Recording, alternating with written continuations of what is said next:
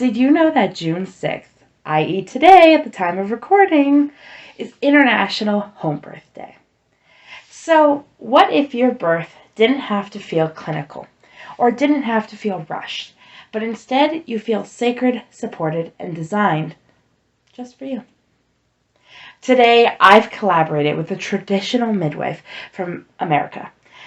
She's going to share with me 5 simple but powerful tips for planning your home birth. So, whether you're dreaming of giving birth in your cozy bedroom by candlelight, or you're just curious about how home birth actually would work, this video is going to be for you. Hi, my name is Sarah Butler, and I support women who are preparing for birth outside of the system, emotionally, physically, and fully in their autonomy. Love and blessings, beautiful people. My name is Elizabeth Vanderbilt. I'm a holistic doula and a women's health coach, currently residing in Saskatchewan, Canada. I'm now going to pass the baton over to my dear friend, Sarah. And frankly, everybody knows how to prepare, for birth, all the basics. I was asked to give 3 tips from a midwife on how to prepare for home birth. And like I said, I just feel like everybody knows the basics already, like positions and kind of what to expect, what items to prepare for postpartum care, newborn care, physiology of birth itself. I kind of feel like these things are like overdone a little bit. So what I want to do is give you some alternatives to these 3 that I have noticed was the most deepest, profound work you could do in your pregnancy that is going to help you have a better birth outcome and prepare for home birth and also prepare for the best postpartum. Sarah had come up with an ingenious plan that we need to go beyond the usual 3 tips that a midwife would give you of the regular old thing. So I'm very excited that you brought that up, which even inspired me to come up with 2 out-of-the-box thinking tips for you later on. Let's start with tip 1. So number 1, get clear on why you're doing this. Are you doing it for the clout? Are you doing it for the fact that you're afraid of hospital births? Are you choosing it because you trust your body and your autonomy? And if you say yes, then that's more of an alignment. But how would you know if you were in that autonomy? What does autonomy even mean? So when your why is grounded, your nervous system follows. Preparing for a home birth means more than just setting up your birth space. It's also about nourishing your body with the right food and drinks to support your energy, strength, and healing. This is the start of my tip number 1. This one act can be a total game changer, not just for you, but for your entire birth team. So let's be real here. In a hospital birth, you're limited to snacks and whatever meals you packed, or you can order from a cafeteria. But when you're at home, you have access to your full kitchen.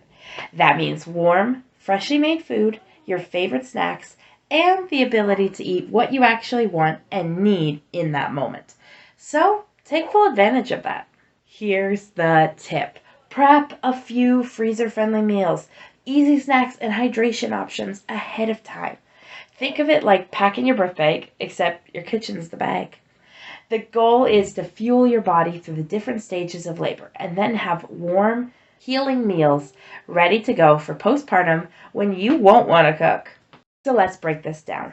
For early labor, you're going to want familiar and comforting meals with a balance of carbs, protein, and healthy fats. Think foods like soup, oatmeal, or maybe even a yogurt parfait. These can help you sustain your energy without upsetting your stomach. As labor intensifies, you might feel nauseous or lose your appetite. This is normal.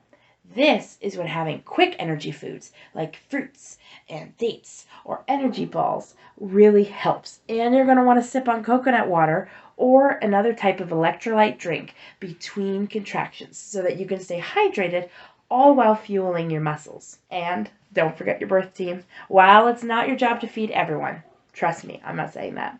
Having a soup or sandwich platter ready, a fruit bowl, or even just a pot of coffee available makes a big difference in keeping the vibe supportive and stress-free.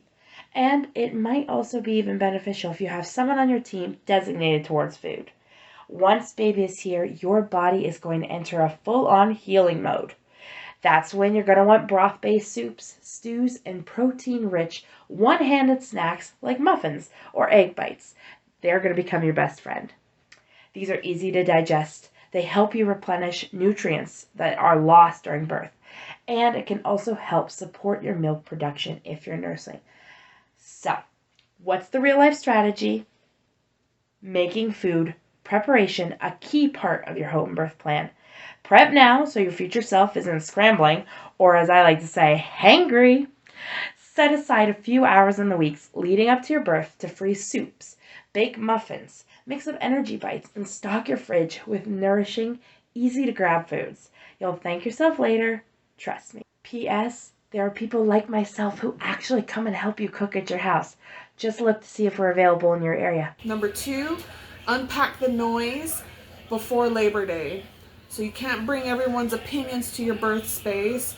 That includes your mother, your father, your sister, your neighbors, and also other people who have big noses and want to share their awful birth story with you. You want a clean space mentally and emotionally to be able to birth and not have any hindrances.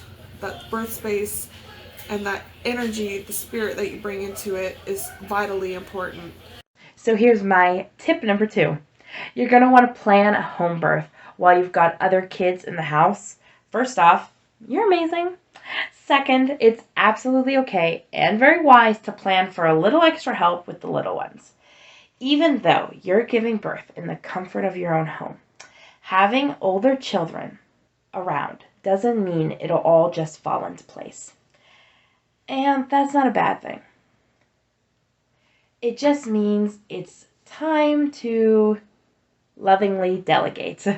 And you're going to want to set the scene for a calm connection and safety for everyone. So here's the truth.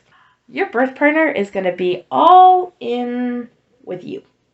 Their role is going to be about supporting your emotional needs, helping you with physical comfort, and assisting the midwife or birth team as needed, where's needed.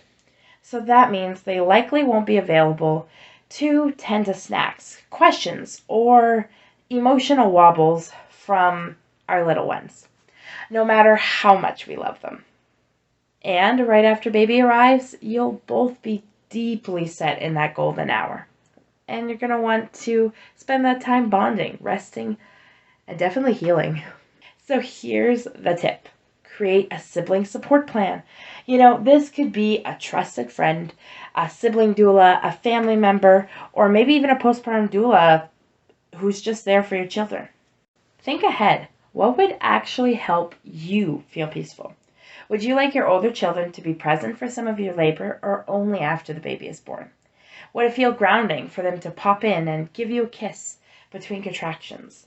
Or would you rather they have their own special birthday experience? Maybe somewhere else?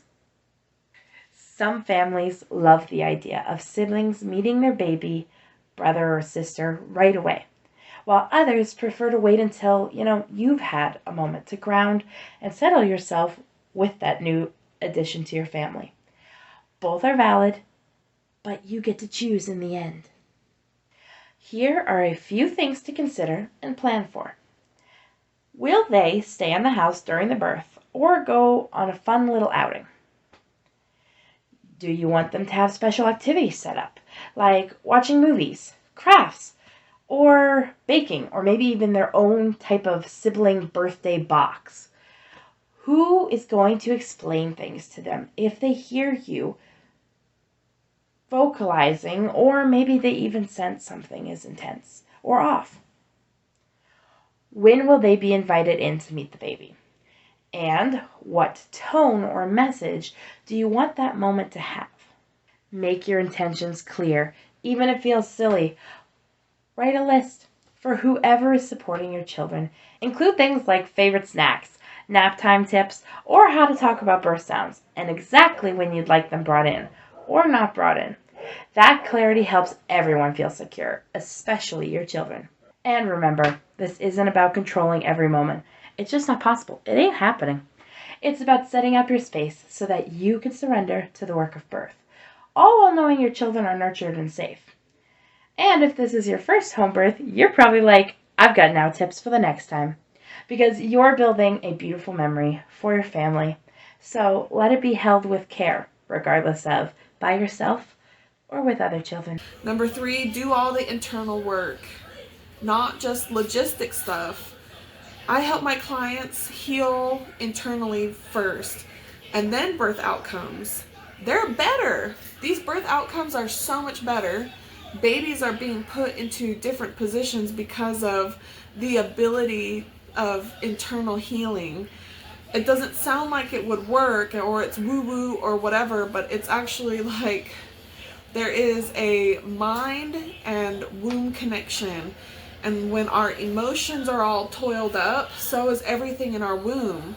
The tension, you can feel it in your body. And if nobody has ever asked you, hey, where do you feel the tension in your body? And you can't even answer that question, you need internal healing.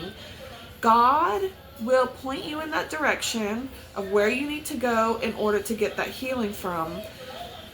And He will put experts and books and like give you inspiration on what you need to do in order to heal these things. Like, did you have a root of bitterness grow? Well, that turns into physical tension in our bodies. Then eventually what ends up happening is that the progress of labor, it stops, and then it's like, or the baby is in a funky position, or it's hard to detach the placenta, it's hard to breastfeed. There's a lot of stuff. The human body physically disconnects from the emotional and mental part of it. Instead of staying in touch, we separate ourselves. So because when women are emotionally healed and self-trusting, ultimately we trust God, but there is a level of trust that we're supposed to have with ourselves. Every time we trust, that's where the energy goes. That's where our spirit is flowing. So if you're preparing for birth and you want to do more than just survive it, get in touch. Get in touch with yourself. Find resources.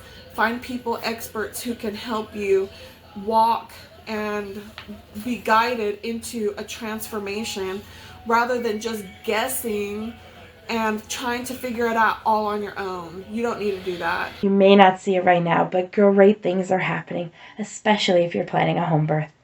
Researching videos like these really can make a difference. I hope that you get a chance to check out Sarah's website, and even luckier if she's in your area, so that she can help you, because she has had so many home births of her own while assisting many, many women all over, because she's awesome. I hope that you enjoyed this video, and thank you so much for having me. So thank you again, Sarah, for joining me, and thank you so much for watching another video. Please make sure to subscribe and follow Sarah below to find more tips like these. Peace.